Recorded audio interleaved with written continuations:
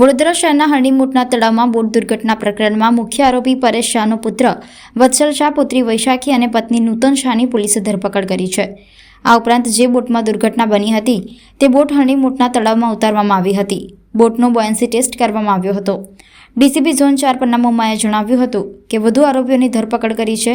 અત્યાર સુધીમાં 19 આરોપીની ધરપકડ કરવામાં આવી છે. પકડાયેલા આરોપી પૈકી વત્સલ શાહ 10%, નૂતન શાહ 5% અને વૈશાખી શાહ 5%ના ભાગીદાર છે. 18 જાન્યુઆરીના રોજ હરણી ખાતેના મોટા તળાવમાં જે દુર્ઘટના બનેલ હતી તે અનુસંધાને હરણી પોલીસ સ્ટેશન ખાતે ગુનો દાખલ કરવામાં આવેલો.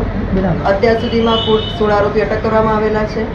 છેલ્લે 2 આરોપી દીપેન શાહ અને ધર્મીન શાહની રિમાન્ડ પૂર્ણ થતાં એમને સ્પેશિયલ કસ્ટડીમાં મોકલી આપવામાં આવેલા છે. આજ રોજ અન્ય 3 આરોપી નૂતનબેન પરેશભાઈ શાહ, વૈશાખીબેન પરેશભાઈ શાહ અને વત્સલ શાહ 3ને અટક કરવામાં આવેલા છે. એમ કુલ 19 આરોપી અટક થઈ ગયેલા છે. આ લોકો નૂતનબેનને જે હેલ્થ પ્રોબ્લેમ હતો એ બાબતે ડૉક્ટરને બતાવવા માટે વડોદરા ખાતે આવેલા હતા. એ બાતમી પોલીસે મળતા પોલીસે એમને અટક કરેલી છે.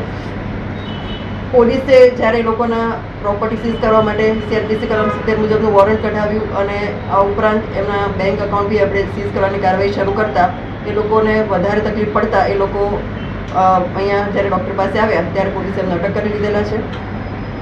આ ઉપરાંત આજે લેક ઝોન ખાતે બોયન્સી ટેસ્ટ કરવામાં આવેલો હતો, એટલે કે બોટની તરવાની ક્ષમતા કેટલી હતી ને કેટલું વજન ઉપાડીને તરી શકે એ બાબતનો ટેસ્ટ FSLને સાથે રાખી અને કરવામાં આવેલો હતો.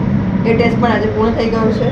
ઉપરાંત આ જે પકડાયેલા આરોપી છે એમાં વત્સલ શાહ 10%ના ભાગીદાર છે, નૂતનબેન 5%ના ભાગીદાર છે અને વૈશાખીબેન છે પણ 5%ના ભાગીદાર છે. એમ કુલ 20%ના ભાગીદાર આ લોકો છે. જે આપણે કરાર 15 લોકોએ જે કરાર કરેલો હતો એ કરારમાં વત્સલ શાહ સિગ્નેચરી ઓથોરિટી હતી. વત્સલ શાહ અને ધર્મીન ભટાણી એ લોકોની બેમાંથી એકની સહી જરૂર હતી, તેમજ બીજી બાજુ ધર્મીન શાહ અને દીપેન શાહમાંથી કોઈ એકની સહીની જરૂર હતી. એ રીતે આ સિગ્નેચરી પર્સન છે. અને અગાઉ પણ જેમ બધા અકાઉન્ટ્સ વોટ્સએપ ઉપર જ્યારે પરેશ શાહને મોકલવામાં આવતા હતા એ આધારે આપણે પરેશ શાહને પણ અટક કરવામાં આવેલા હતા. હાલ એ લોકોની મેડિકલ તપાસ કરી અને આગળની કાર્યવાહી ચાલુ છે. આ લોકો ક્યાં ક્યાં ભાગ્યા હતા? પણ 29 દિવસ થઈ ગયા છે, ક્યાં ક્યાં ગયા? છેલ્લા 4 દિવસથી એ લોકો ભરૂચ ખાતે હતા અને એની પહેલાં એ લોકો રાજસ્થાનમાં અલગ અલગ જગ્યાઓ પર હતા. એની તપાસ હજી ચાલુ છે. આજે આ 3 આરોપીની પૂછપરછ થશે ત્યારે ખ્યાલ આવશે. સરકારશ્રી તરફથી કોઈ સૂચના આપવામાં આવેલી નથી, પણ સરકારશ્રી એટલું સ્પષ્ટ કરી દીધું છે કે આ બાબતમાં તટસ્થ તપાસ કરવાની છે અને તપાસમાં જે નીકળે એ તમામને અટક કરવાના છે અને કોઈ પણ શરમ રાખવાની. એ હજી 2-4 દિવસ પછી FSL રિપોર્ટ આપશે. આજે એ લોકોએ ટેસ્ટ કર્યો છે. બોટના જે ઓનર છે એને પણ હાજર રાખવામાં આવેલા હતા અને FSLના અધિકારી પણ હાજર હતા. એમાં બોટ ફરી એને જ્યારે ચલાવીએ અને જે જગ્યા પર એનું જે દુર્ઘટના બની હતી, જે જગ્યાએ ડૂબી ગઈ હતી એ જગ્યા પર ફરી એને લઈ જવામાં આવેલી હતી. એટલું જ વજન એ રીતે જ બધું કરી અને એનો ટેસ્ટ કરવામાં આવેલો હતો. એ FSLનો રિપોર્ટ આવશે ત્યારે જ ખ્યાલ આવશે કે બોયન્સી ટેસ્ટમાં બોટ પાસ થઈ ગઈ. આ ટેસ્ટ આજે સવારે કરવામાં આવેલો હતો.